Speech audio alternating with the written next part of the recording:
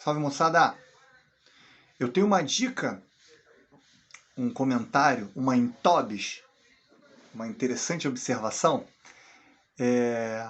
para te ajudar nessa questão de alguns hábitos que são ruins, como o açúcar, como a bebida, essa coisa toda.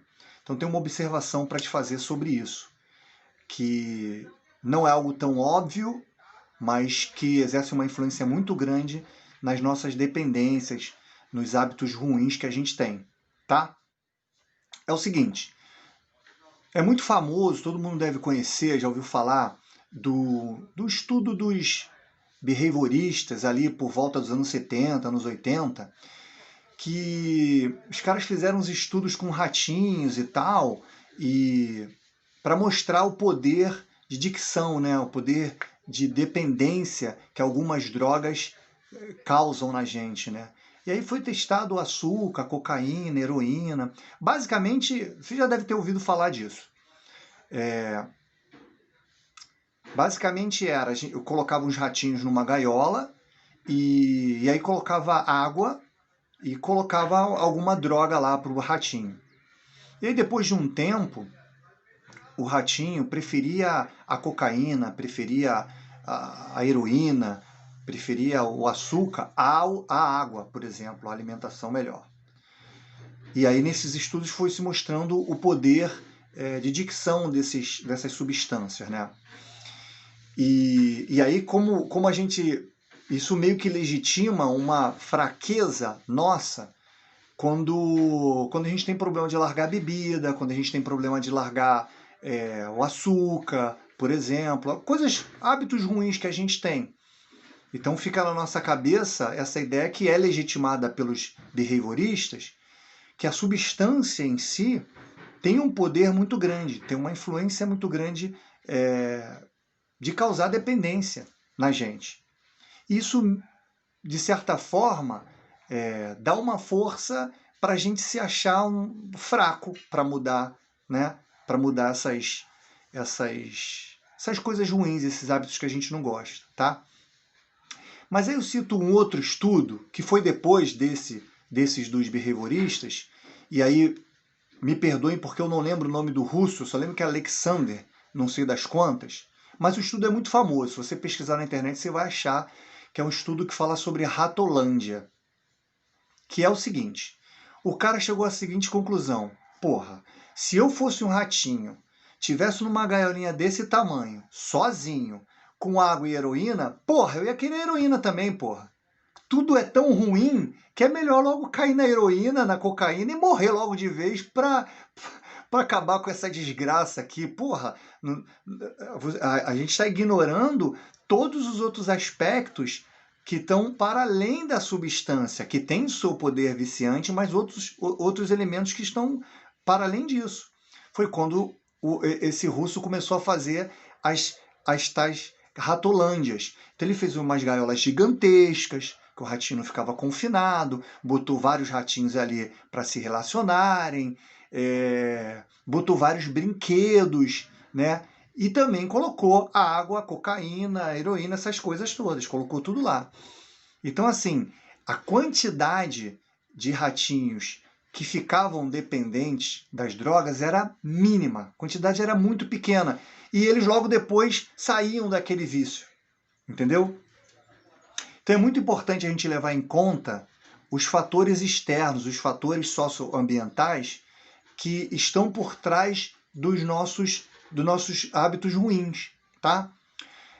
De uma maneira bem grosseira, a gente tem aqui o zero, né, uma linha, se a gente imagina uma linha aqui, uma linha como zero em relação ao humor, a estado de ânimo, a gente tem um pouquinho para cima uma faixa da alegria e mais para cima a faixa da euforia. Tem essas camadas, né? Para baixo você tem a tristeza e a depressão. Aqui você está neutro, tá?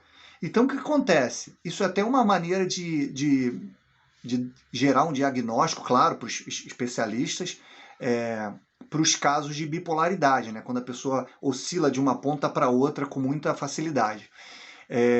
Mas enfim, não é o caso. Nosso caso é falar o seguinte, é usar essa referência para ilustrar a seguinte situação. Quando você está muito tenso, quando você tem um trabalho muito estressante, quando você tem uma batida do dia a dia muito penosa, né? Muito trabalho, muita pressa, muita correria, muito estresse, muita urgência, que você vai caindo cada vez mais para a tristeza, para a melancolia e vai aumentando cada vez mais, dá a impressão de que para uma maneira de chegar a tal da homeostase, que a biologia fala, para chegar no equilíbrio, dá a impressão de que você precisa rapidamente, e aí tem um problema da pressa, aí tem um problema dos atalhos, para rapidamente você tentar equacionar essa história, quanto pior você está no teu estado emocional, maiores vão ser as substâncias que para te darem prazer, para aliviar essa tensão. Ou seja, quanto mais estressante, quanto pior, quanto menos qualidade tiver o teu ambiente, mais você vai ter uma propensão, para além do poder de vício dessas drogas em si, e eu incluo o açúcar nisso, a ter altas doses dessas substâncias como uma maneira de cair na homeostase, numa maneira de buscar prazer, numa maneira de se equilibrar, tá?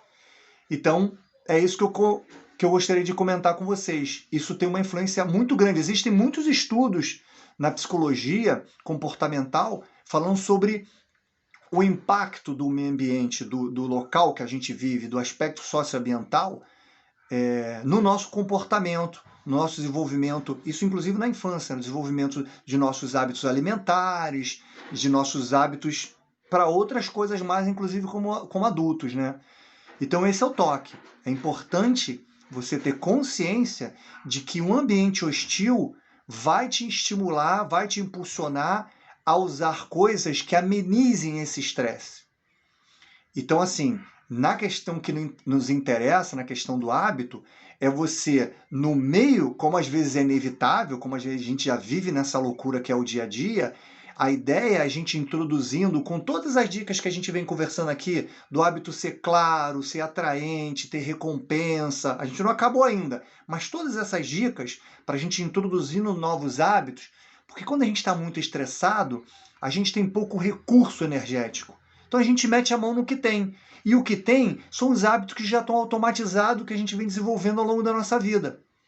Então, assim, ter hábito bacana, hábito saudável, hábito bom para a gente, é importante, inclusive, no momento do estresse.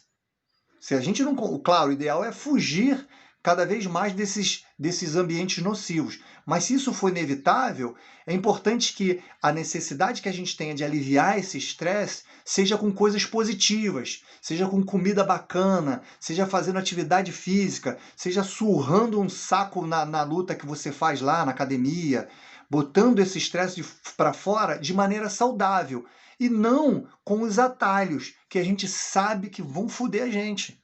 Que é com comida gordurosa, que é com excesso de proteína animal, que é com bebida, que é com açúcar, tá? Então é isso. Esse vídeo já está até longo demais, pelo que eu estou acostumando fazer recentemente. Se você gostou, não esquece, dá uma curtida nesse vídeo, compartilha ele para quem você acha que possa se interessar por esse conteúdo, vai me ajudar bastante, eu já te agradeço desde então. E comenta aí, comenta o que você achou, comenta se tem alguma coisa que você queira mudar e não consegue, vamos trocar essa ideia. Como eu falei no vídeo anterior, eu vou fazer uma série de lives pegando pessoas ali ao vivo para a gente trocar ideia, ver se a gente consegue ajudar nessas mudanças. E aí começa a trocar essa ideia comigo aí que eu te chamo para lá, para essa série de lives que eu vou fazer ainda em novembro. Tá bom, moçada? É isso. Obrigado, forte abraço e beijo para todo mundo.